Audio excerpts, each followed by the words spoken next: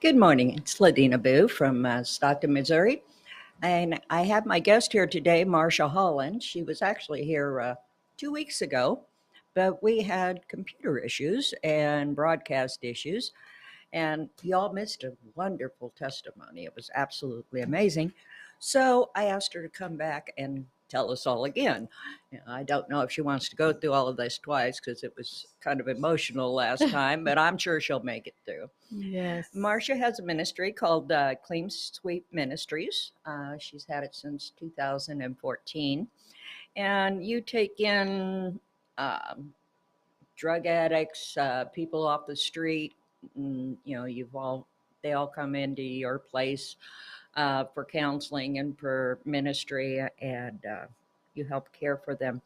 Now, are the girls sent to you through the court systems or the police departments, or how do you come about meeting these girls? Yes, they come in through many forms. I have connections through most of the treatment facilities, Preferred Family Health, which used to be Carol Jones. Some There's a 28-day treatment program there. A lot of the girls will do 28 days and drug treatment, and then they'll call to see if we have a bed available, and they'll finish up their recovery and housing with us. Mm-hmm. I'm connected with DOC, which is the Department of Corrections. We have two ladies actually coming in August from DOC. And other than that, a lot of our ladies are referrals from church organization, nonprofits that work on the streets, or most churches will call that are familiar with us and things like that. Mm-hmm. So Yeah, it's kind of hard to get your name out there sometimes, though. When you first get started, yes, and with yours, you are able to take in girls that are just 24 hours clean from drugs and stuff, right? yes, we've taken them in just within 24 hours of using. We've taken them in 3 days clean. Some will go to 3-day detox, which is through Borough Behavior. Mm-hmm. And but we There's a lot of programs that makes them wait the 30 days. But if they're willing to make those changes, we come in, bring them in 24 hours clean. We drug test them, and then within usually 7 to 10 days, we'll re-drug test them to see how they're doing, and just um, make sure that they're continuing to um, stay clean. With ladies in our program, my house manager, she completed a year with us. And, that's the one thing the girls, are very adamant. They can tell if another girls continue using, Mm-hmm. they recognize the signs. And so, we make adjustments according. Um, if they do relapse in our program, that's one thing I didn't get a touch on last time, was if they do relapse, we give them the option to go to detox. We're a second chance program. Mm-hmm. If they are willing to accept that and go into detox, or possibly get a bed in a 28-day program, we will save their bed Mm-hmm. and let them return. There's some that don't. They choose um, to go ahead and go back to the street and things like that. So Those that go back to the street break my heart. it is. It's Yeah. hard. Um, you know, it's there's a lot of brokenness, and a lot of times men and women, including myself, just in itself will use to compensate for the pain that we Right. feel. And in any situation, if we've not had the best upbringing through childhood, you know, um, there leaves a lot of scars and wounds, and um, we'll do many things to kind of compensate for that. Yeah. Um, a young life at home doesn't necessarily teach you how to maintain yourself otherwise. Right. You know, Yes. Yes. um, we can go into this as far as you're concerned. I mean, I have that. You've got your Spirit Horse Therapeutics that you'd gone to, um, and you did your own healing from your past, correct? Yeah, you Yes, first got married when you were 15. I did. And it wasn't too long within, I was 15, I was young, just struggling with some home life. Hmm. Um, it was easy way out. And I took that easy way out. yes. And the first time my mom seen my first husband, he was walking down the road on his hands drunk. And so it just, within the time I hit 21 and could legally get into the bars, Hmm. that it manifested from there. Men started noticing me. I started dressing so that they would notice me. Hmm. I would wear real shorts. Sometimes they would have holes in them, and just real tiny, shirts, exposure.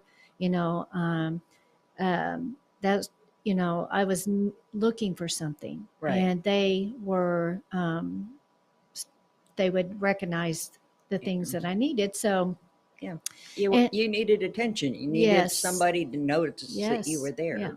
And I realized later in life that was just due to not having the love of two parents. And my love tank wasn't full. I Hmm. only received most of that from my mother and not my father. They divorced when I was 4.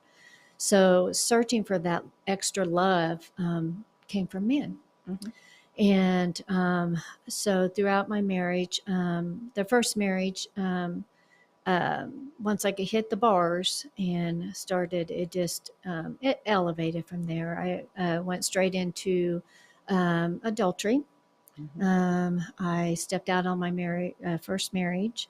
Um, then it progressed from there, and uh, I met my second husband. I continued, going to the bars, and it also continued into my second marriage. Hmm. I just um, it the hurt and the pain, and then you start getting guilt and condemnation for doing that, and not recognizing the thought process until I didn't really know that was a lot to do with the enemy. Just Hmm.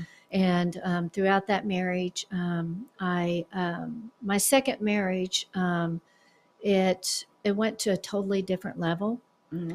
I had a child with my first husband, had a daughter with my second marriage, um, had a miscarriage, and then with my second marriage, the adultery continued. I had started a cleaning business at that time.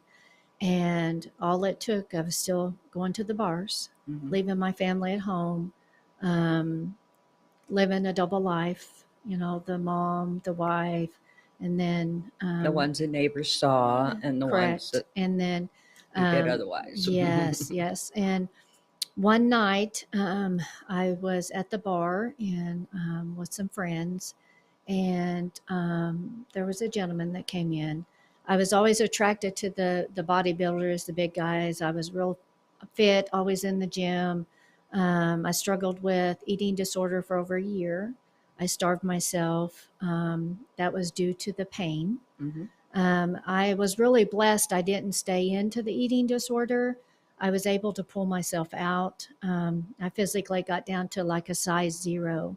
But my family stepped in at that time with concerns, and um, I was able. Most ladies aren't able to pull themselves out of it, Hmm. and they continue with the eating disorder. And I thank God now that that was not the case for me. I was able to pull myself, enough to reality. Okay, you need to eat, take care of yourself. And my mother was a diabetic, and I think just the fact of that taking her, going to a dietitian, just Mm-hmm. that grounding there saved my life with that, because it could have took a total different turn. Yeah. And besides that, when you get too skinny, the guys stop looking. Yeah, You got to put some weight on so yes, they you do. don't And look sickly. yes, and so with that, the gentleman that I met took me to another whole level of the very first night. The moment I met him, he started grooming me. Mm-hmm. And he took me a ride. He had Harley, took me a ride on his bike, and shared with me. I never did I know he was married, and that he had a friend, and he came down on the weekends. And so it wasn't long that I was hooking up with him, Mm-hmm. and still married, still being the mom, still being the wife, what the you know everybody needed to see. Mm-hmm. Um, and it wasn't long that my addiction, I realized it went from adultery to needing more. And this gentleman that I met was going to provide all that for me. Little did I know. Yeah, he took you in a lot of sex houses and stuff, did he not, around the Kansas City area? He did. The first time that he took me was in Camden, Missouri. He protected me the first time we went, Mm-hmm. and I think it was more to see how I was going to react to the environment. When uh, they gathered at a motel in Camdenton, there's a group of them.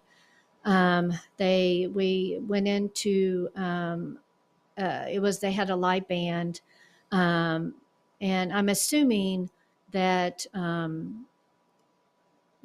right before everything initially, I would have been introduced to the first time of this. Mm-hmm. He took me back to the room, and he the next time that I seen him, he invited me to come to Kansas City, Mm-hmm. and he started providing my gas, my everything to come. So that's another Mm-hmm. part of it. By this time, I had separated with my husband, and um, was no longer with him because the guilt. And both of my husbands wanted to do counseling. Mm-hmm. They never wanted a divorce from me. They was willing to work it out, but the guilt and shame and the dirtiness Mm-hmm. kept me from Yeah. continuing. And by this time, I was heavy into the addiction. So the next 2 years with Garland, I started going to Kansas City, um, where I went, and I found out that he was married, and that his wife was also involved in the type of lifestyle. And she would open me, they had children, they would open their home to me to come Mm-hmm. up. She would actually stand in another bedroom, and I physically stayed with him in his room. And people are like, Mm-hmm. how can you get caught up in this when your mind is so wrapped up in how you feel and how Mm-hmm. you want to feel, that you ignore the realities? Oh my gosh, that's just horrible. Mm-hmm. And I even, this is, we as moms, I actively involved my daughter in this. I took my daughter up there and took her to the house, and the mom would take her and do things with their kids while um, and the evening time is when, we ended up going to the trafficking, the house, they're sex houses. These are warehouses that are rented out. And Garland took me. We paid a price to get in, and uh, it just the people that you meet. I met attorneys, I met chiropractors, I met school teachers. Little did I know that one of the teachers that I met was the same school that my son was taught at and went to school. It was his gym teacher. Oh, wow. That was part. Yeah, I was did like, did that give you an awakening whenever you figured this one out, or? no, and you would think that that I would have said, "Wow, why are you here? You teach my kids," but no, the darkness just. I never, It was just another person that it you was, were familiar with, yeah, right? yeah, yeah, and it just, and they, in this environment, you could, you pay a price to get in, and you can have sex with anybody you want to. And there was a guy that owned it. We was never told who owned it. Mm-hmm. He received the money, and later, when I learned more about trafficking, and that was a form of sex trafficking. Mm-hmm. It was just in a different format, and a lot of people know it. It's still very prevalent today.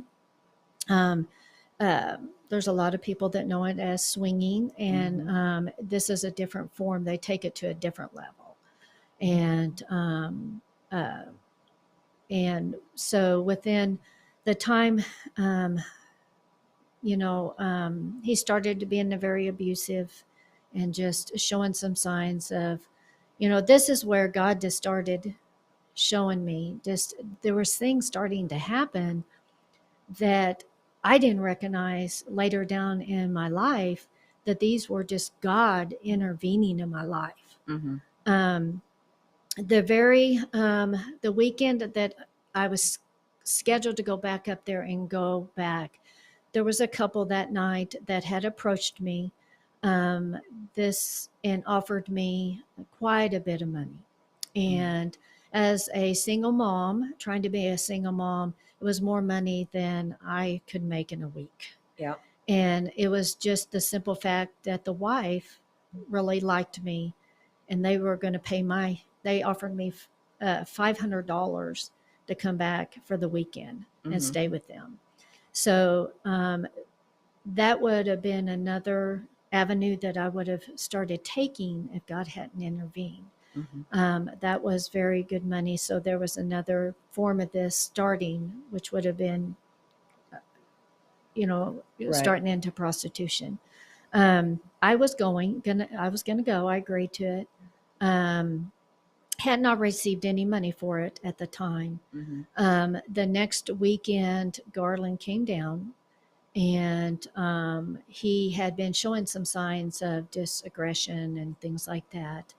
And at that time and that night, he took my phone and physically abused me for about an hour, held me at gunpoint, um, tried to force me in my vehicle to go over, and my kids didn't live very far away. Um, he wanted to go over and physically cause harm to my children. And at that point, um, I had just gave up. That Mm-hmm. was my rock bottom. I had just gave up. And as the night progressed, he had fired the gun a couple times. Um, and just out of nowhere, it's like he got fed up, and he got on his bike and he left. Praise the Lord. Yes. And those are just some of the things that, that the Holy Spirit showed me later, how he was, taking care of me. Mm-hmm. There was a lot of drinking going on involved, and there was points in the time that it was like I couldn't speak. And I think it was just, as women, when we're in the middle of being physically abused, we get angry, and we Mm-hmm. like to say things that progresses the anger of our Abuser. abuser. So it was one of the toughest hours that I had to go through. Oh, I know that feeling. I had an abusive ex-husband. I've forgiven him since then, and I help take care of him now while he's in the nursing home. But he would just say things to me that was so horrible and nasty and just beat me up and knock me down, and it, telling me how nobody would ever look at me again because he was going to beat my face in and all this Yes, other stuff. yes, And you, it's hard to find a way out of that. You get to believing what they're yes, saying. yeah, It's yes, very horrible in that fashion. Now, as far as I'm just going to call them sex houses, okay? You ended up there with finding yourself being drugged by them, various people, and so forth. Did you yes. not? Yeah, there was one occasion that you could actually bring alcohol in, and there was, as the night was settling in and settling down, and most of the people were leaving. Um, Garland, the gentleman I was involved with, him and another man had brought a bottle to me, Hmm. and had told me that it was homemade wine, and it was so black you couldn't even. It was all I remember, and I don't remember a whole lot. Was that the bottle was so black? I Hmm. mean, you couldn't see through it.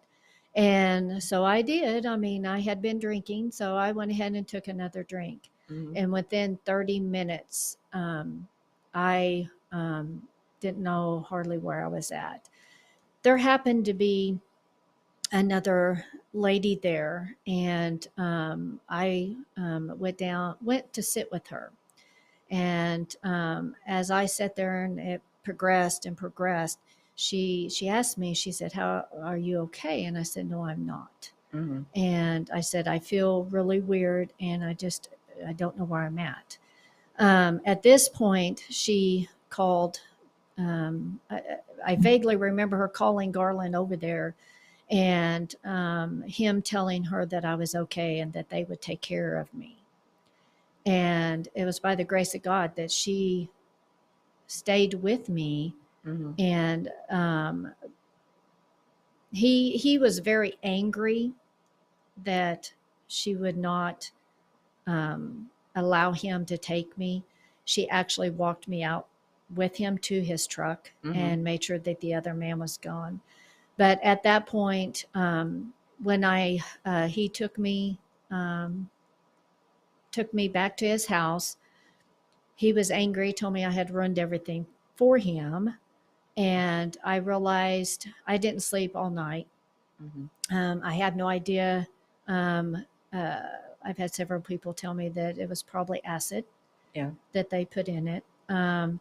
All I know is I didn't know a whole lot, remember a whole lot, and I did get home back to his place, and I really believe today that if God hadn't positioned that lady, that I would have probably physically been raped by several men, Hmm. because there was two other guys that came up, and they were Garland, and all three of the guys were physically standing and talking Hmm. while I was sitting there with her.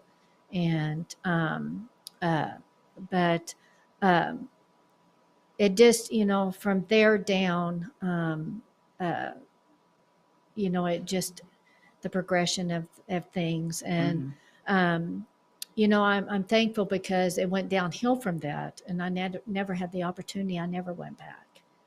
um, he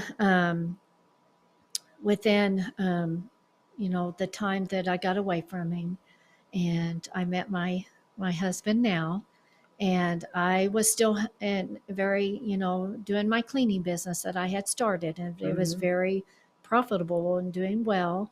That was the only thing that I did in my life that I said that people said I wouldn't make it. I Hmm. would fail at it. And I said, no, I'm going to do this for myself. And I did. I just did it for 15 years. And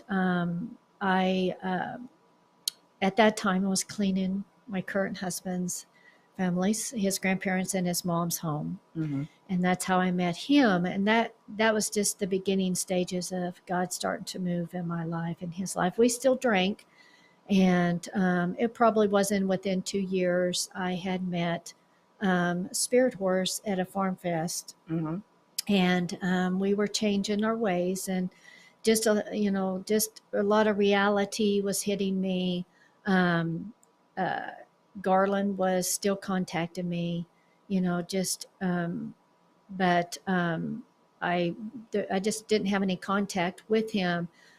uh, I will say this: within a few years of being with my current husband now, Garland did get a hold of me Mm-hmm. and was gonna, wanted to meet me in Springfield. He was gonna be in Springfield, which I knew that if I would have done that, Mm-hmm. that I would have been weak, because I was healing. Right. And but thank God for my current husband now, that he had an open heart. He seen my heart. He didn't see the physical Mm-hmm. and the things that he had heard, because people were telling him horrible things, and they had every right, because I was that woman, you know. Mm-hmm. And so, as it went, I did find out later he did commit suicide. And I'm lucky to be here, Yeah. because if he, with him doing that, that night, he could have easily put a bullet in my head, because Right. he held the gun in my head. Yeah. People always wonder, how do you get in these situations? How do you get so low on yourself? But for myself, I knew that the things I was hearing as I was growing up, it's like I felt like nobody loved me, nobody cared. It was an extremely abusive relationship at our house, most of it from my mother. And so people would take and listen to the stories that my mother might tell, that it's like, no, that's not the way it happened. That's not what happened. But they would judge me in a negative light because of what they'd heard. And, Yeah. especially if it comes from your family, about what you've done in the past, it's like, yeah, Yeah. I don't hide anything I've done in life. Yeah. Well, and the old saying is, once a cheater, always a cheater. Hmm. And I said I was going to write me a book, and it said, once a cheater, always cheater, and that's a lie. Hmm. And anybody can change. Right. There's a lot of men and women that live extramarital, have affairs, Hmm. and uh, and there's some that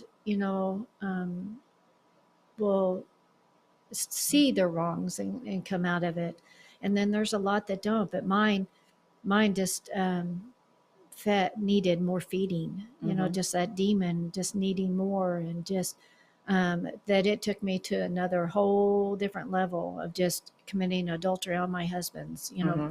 stepping out on my marriage. It left me living a double life. And it took me a lot of years, when I started the healing and got my 501c3, which was around 2014. I was all excited. I was like, I'm going to help women. I'm going to do this. I'm going to do that. And little did I realize how much brokenness I had inside of me, Hmm. and through my heaven, at the time, one of the things that my second marriage, and before I actively got involved in this, was my horse. Right. And this one horse that we had to put down showed me love. I had a And, horse like that. I was a basket case when he and died. he never judged me. He taught me how to barrel race and pole bend. And he was my friend. Hmm. And I could cry and talk to him, and he would listen. Hmm. And I thought, wow, if other women can experience that, how healing that would be. Right. And that's how I got started in with Spirit Horse. And we recently put Tight down, and he got to visit with several ladies, and brought some more healing. He, from 2014 till 2018, when we opened, our first recovery house, um, there was so much healing, both for my husband and I. I mean, he physically had to go through it. Hmm. And the anger, I mean, I would lash out at him, and, praise God for him, because he had to, you know, not only did I have to grow and heal, but I had a solid husband that allowed it, Right. because he could have like, oh my gosh, I can't deal with this woman, and I'm sure he had moments, but I was very blessed. And,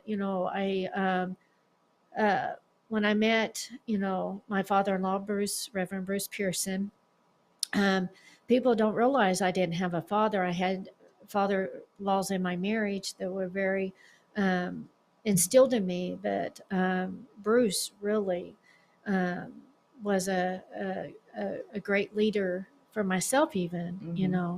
he was a father-in-law, but he was also a dad. I mean, he taught me things, Right. and on the spiritual side as well.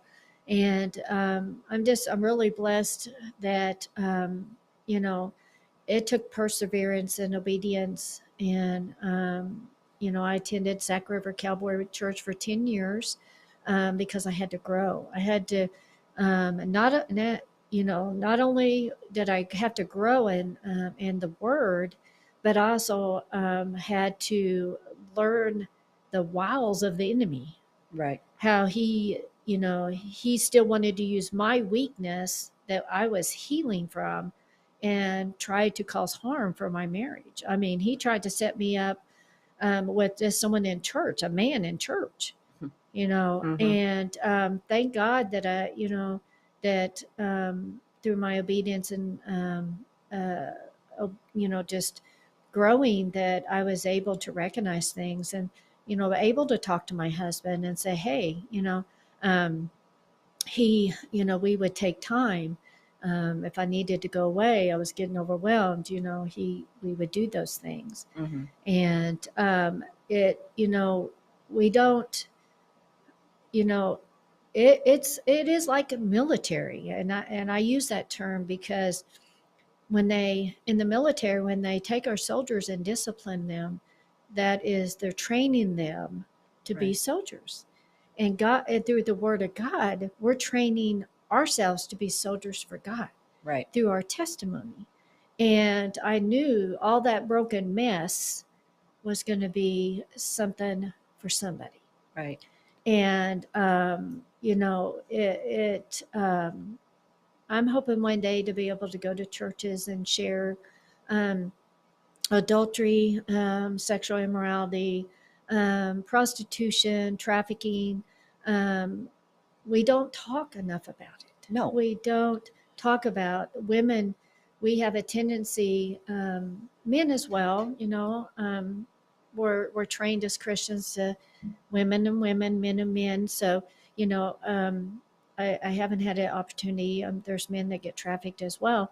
Men have brokenness. They come from broken homes just as well. But as women, we are trained to be strong. We're trained to not let things get to us, and And be silent. be silent. Yes, and because we are labeled Hmm. very heavily. If I was to tell you, I made over $20,000 in men, I mean, Hmm. you're going to look and say, "Oh my gosh," and that's just our nature. In Right. our nature, we say, "How did you get caught up in this?" Um, and if I had to share anything with anybody, is I didn't know. I knew of God. Hmm. I didn't know about the Holy Spirit. I Right. didn't know about how great He was. All I knew was I'm a mess. I'm hurting. I'm seeking this from this guy. I'm He's feeling everything that I need, Right. and I don't care about anybody else. That I need Yeah. that, and but it's not, as women, we don't want to talk about that. We don't want to talk about the you know well, I'm going to use this person to fit, and I've met so many women right now that use their bodies to get drugs. I mean, they Right. prostitute. They, instead of having to pay a man that's broken as well, you know, money, they can go have sex with and get their fix. Right. You know, my fix wasn't drugs. It was the fix of, they made me The feel good. attention to- So I needed the endorphins from a sexual addiction, and sex is the same high that you would get off of meth and heroin. Right. And it affects the brain just the same. And when I come down off of it, I still have this the shame and the guilt, just like any other woman. I have the, you know, I got to go get, who am I going to text now? You know, who am I going to get hook up with now? You know, and but the lifestyle, the sex houses was, it met everything that I needed. Right. It met, I didn't have to go, and it was already there. And And it was all in one location. It's yeah, big Bob's of yes, addictions there. And the thing of it is, they're still out there, you know, in but the reality, speaking and having a voice for that, you know, and letting women know that, you know, there's other things that you can do to feel good about yourself, and that, you know, that you don't have to seek that type of attention or that kind of need to get that met. You know, I think a lot of women are so filled with, I'm not good enough. You know, I don't know if it's from things in their home, past marriages, things of that nature, but um, trust me, you're good enough. Okay. Yes. The Lord's going to take you no matter where you're at in your walk, you know, and find yourself a way out of these situations. And if you can't, give us all a call. I mean, we'll help you. I'll come and pick you up. Yes, yeah. And we just I'm blessed right now, you know, that I have the Lord in my life, and learned about him and who he is. And uh, And you're able to share that with others. yes, You know. yeah. And that's kind of, you know, where we came, you know, with Clean Sweep Ministries. The Lord, how I got that name is the Lord told me, so I'm going to make a clean sweep of everybody's heart that comes through your program. It's amazing. Now, at some point, we'll have her talk more about her actual ministry and the houses, but we're about out of time today. Um, I met a lot of your girls on Sunday when we had our Yes. Axe Fest last week, and they were lovely. You know, they were all very lovely, and they all gave up, and they were uh, happy and healthy, and just moving on in life. You know, trying Yes. to move away from everything they'd gotten involved in before. Yes. And so I have to fully admit that Marcia and Clean Sweep Ministries, if you know somebody that's in a drug addiction or homeless or um, getting ready to go through a bunch of court matters and, you know, just needs to find a way out of that particular lifestyle, I ask that you please give her a call. Why don't you give them your phone number? My number is 417-830-8686. Okay. Well, we hope you all can reach out to Marcia, and we hope to have her back again here pretty Yes. soon. So we thank you for joining us today.